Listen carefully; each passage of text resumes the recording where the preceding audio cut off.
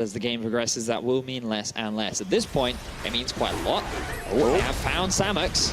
Which knocked back. Zach trying to keep the fight going. Good CC does go down. Hylissang knocked out of the fight, but he's still alive. Battling and shield keeping him healthy, but it's not going to save Samux. Quickness is used, trying to disengage, trying to get those tanks off of his back line. Febiven, though, still uncontested as he pushes in with the Coaling. H2K take out one in the fight and are just dominating UOL. And it's the perfect time to get that pick as well, because the Baron has just spawned. Regeneration is rampant on the side of H2K, and with that objective, it is exactly what they need to break into the base of the Unicorns and look to take this first game. Double 80 carries make it pretty easy to burn down this Baron. Rakan poking his head in, looking for a little bit of vision, but he's not going to get sight of it. Only the notification that pops up on his screen letting him know that that Baron has been secured.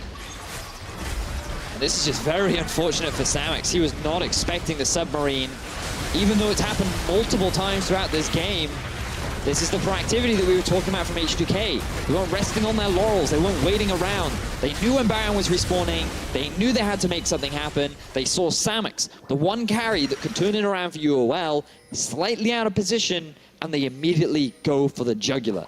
Great play from H2K. Now they're looking to try and end it.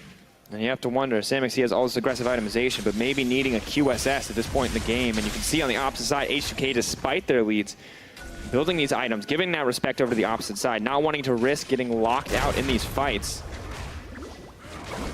And right now, UOL are just getting choked out here in this game one. Has to feel good when you're H2K. 1 in 4 in the spring season was the record in games for the side of H2K, only finding 1 win. And this is a good look for the team overall. Dominating performances in the solo lanes. Bot lane, yes, suffers, but is now coming back big, Vedius. UOL, backs against the wall. Baron buff, minions hitting onto the towers. There's still a lot of wave throw on the side of Unicorns, but now H2K feel confident to go. Nice body slam comes in, but not going to be enough. H2K continue to dish out damage on the tower. Taunt going to go wide. Exile, nice footwork to move out of this. The fight continuing to move forward. There's the Chaos Storm going down, but the Gargoyle Stun Plate makes it so hard to kill the Shen.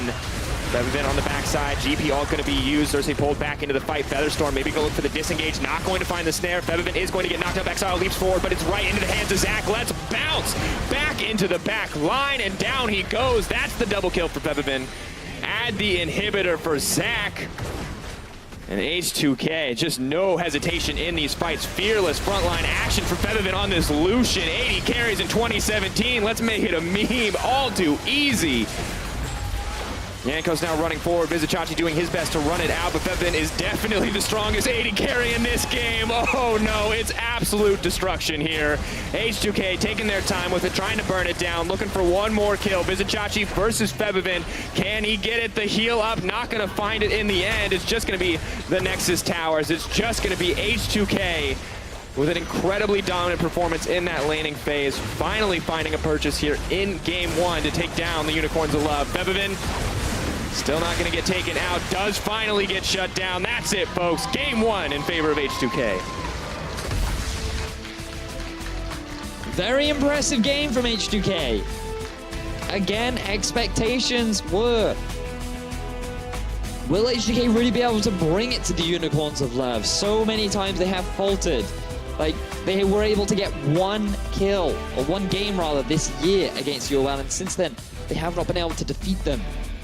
But now, coming into game one, they're looking poised, they're looking ready. Their understanding of how to play the map, their draft, their coordination, everything looks fantastic for this H2K squad. And Unicorns of Love just could not find engages on their terms, could not fight the laning phase on even footing. A few moments where they're too eager to find outplays, where they're not giving the respect over to their opponents. The kill pressure from the Lucian, from the Shen, coming in on the top side for Otawamne.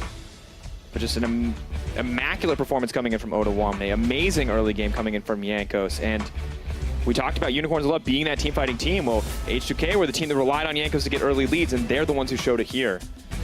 Well, H2K strike first against their rivals. Let's check in with our analysts for a bit more on that matchup.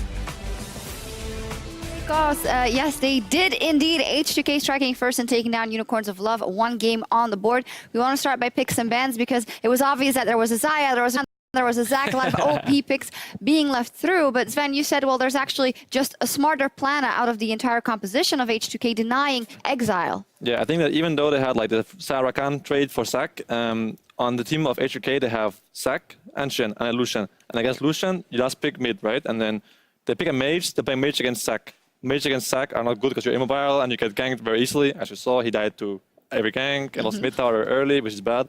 If you can, something else like a Zed, LeBlanc was banned, but assassins in general are not good against Shen because of Shen ult on side lane, or Shen is good against assassins 1v1 as well. So not really sure what Exile could pick in this game to have much impact.